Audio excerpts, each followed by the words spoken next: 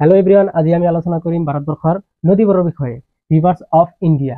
Longest river of India. ভাৰতবৰ্ষৰ আটাইতকৈ দীঘলীয়া নদীৰ নাম হ'ল গংগা ৰিভাৰ। গংগা ৰিভাৰ।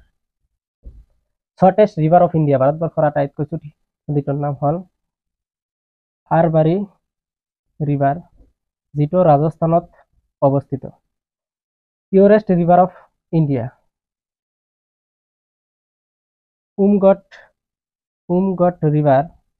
এইটো অকল ভাৰতবৰ্ষতেই নহয়, গোটেই এছিয়াৰ ভিতৰত পিয়ৰেষ্ট বিশুদ্ধ ৰিভাৰ হয়। Widest river of India. ভাৰতবৰ্ষৰ আটাইতকৈ বহল নদীটোৰ নাম হ'ল Brahmaputra.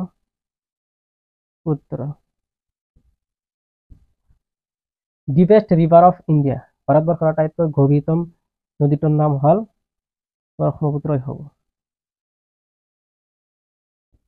Brahmaputra.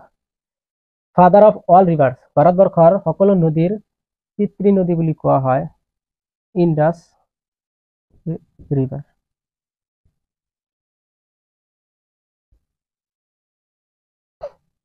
National river of India.